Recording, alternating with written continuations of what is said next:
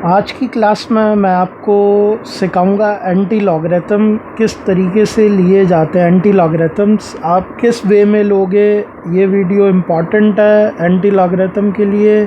Class 10 mathematics. अब आपने anti logarithm लेने हैं, क्या बेसिकली इसका बैकग्राउंड है, क्या इसको पढ़ते क्यों हैं। अब मैं आपको एक क्वेश्चन लिखता हूँ और ये बोलता हूँ कि जनाब 1.7505 इसका आप एंटी लॉग लो। मतलब क्या होता है इसका?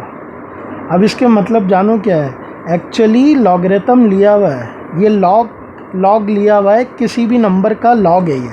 जो एक्सरसाइज 3.4 मैथमेटिक्स क्लास 10 3.4 में हम क्या रहे थे। 3.4 में हमने ये किया था कि लॉग लिया था।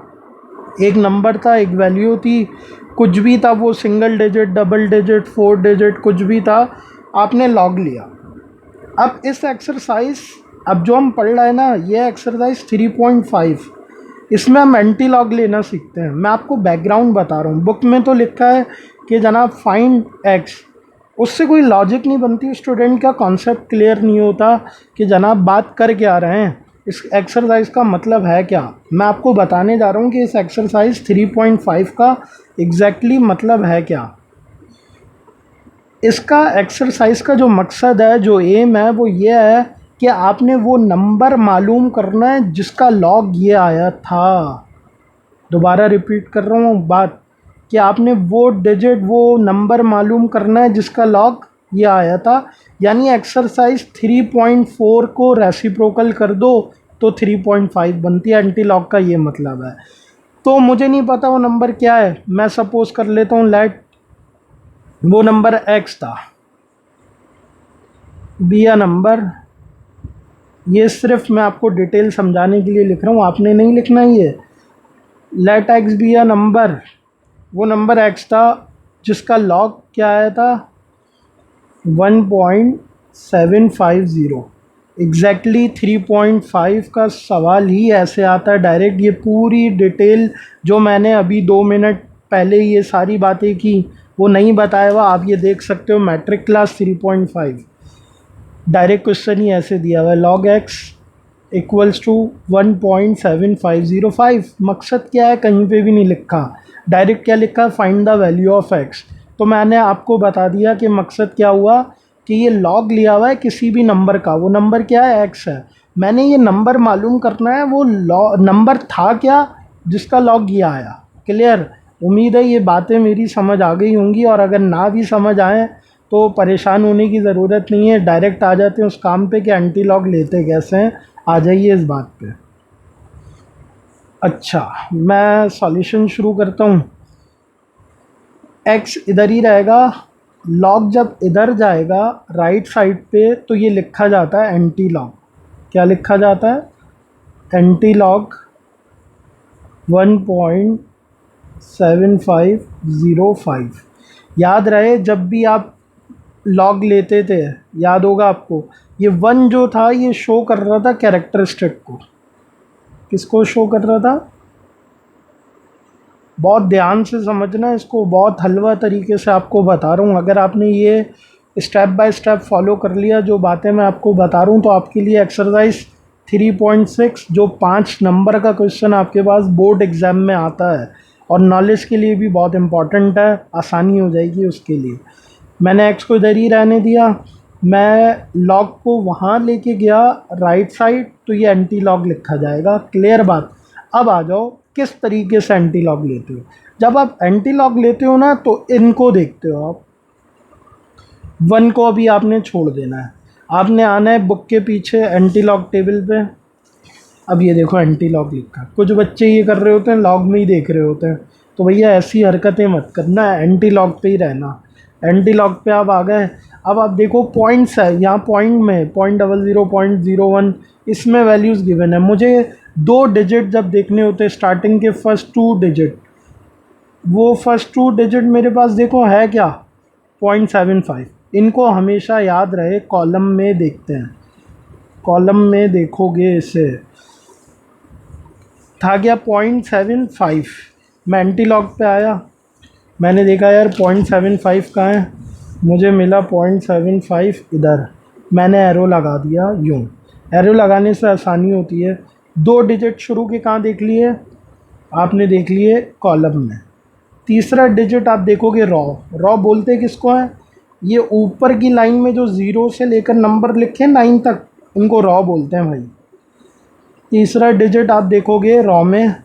रॉ में हमारे पास तीसरा डिजिट है क्या, 0 है। मैंने 0 रॉ में देखना है कहाँ है, ये रहा 0। मैं नीचे आऊँगा 0.75 के बाद 0 में की लाइन में, यहाँ ये इंटरेक्ट कर रहा है, एक दूसरे से मिल रहा है, वो जगह कौन सी है। तो 5623 आंसर नहीं हुआ, आपने साइड में लिख लेना है 5623। आंसर क्यों नहीं हुआ, क्योंकि चौथा डिजिट भी तो है। चौथा डिजिट क्या है, 5। इस 5 को आप कहाँ देखोगे, आप इसको देखोगे 5 को इधर, ये 1 से लेकर जो 9 तक नंबर है, चौथा डिजिट, फोर्थ डिजिट आप देखते हो इस जगह, और इसका नाम होता है मीन डिफरेंस।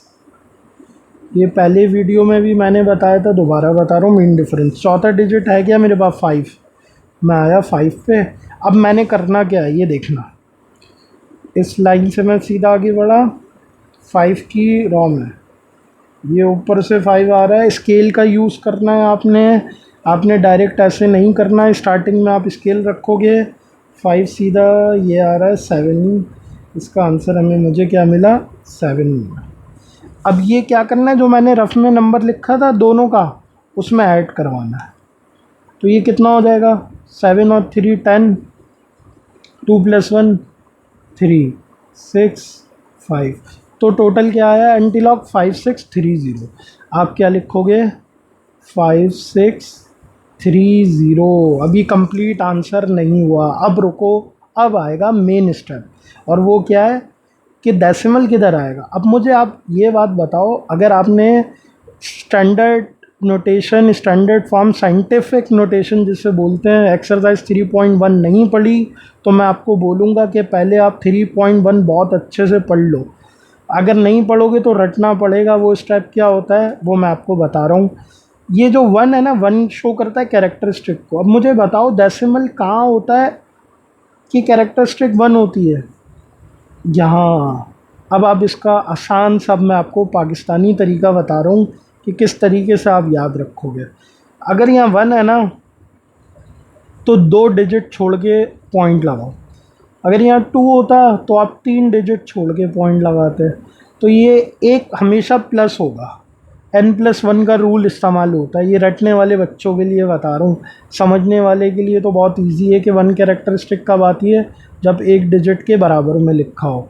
और अगर आपको ये समझ नहीं आता तो आप आ जाओ इस पे n+1, यानी कैरेक्टरिस्टिक जो भी होगी उसमें 1 को प्लस करोगे।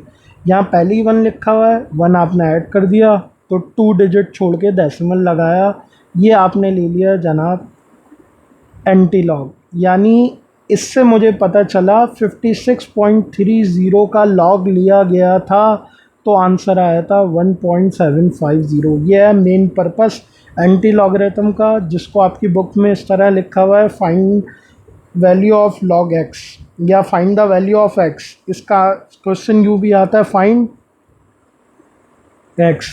तो आप यही स्टेप फॉलो करोगे, सारे के सारे क्वेश्चन करने हैं।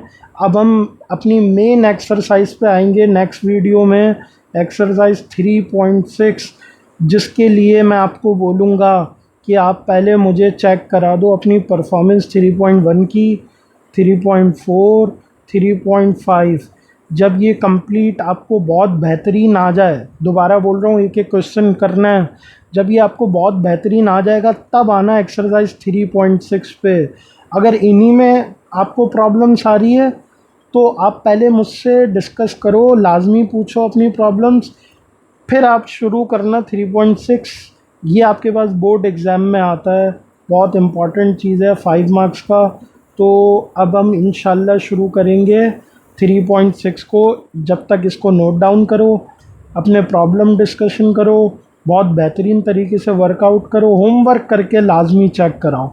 लाजमी आप पर ये फ़र्ज़ है कि आप होमवर्क करके चेक कराओ। अगर आप चाहते हो आप मैथमेटिक्स में बेहतरीन परफॉर्मेंस देना चाहते हो तो अपना होमवर्क मुझे ज़रूर चेक कराओ।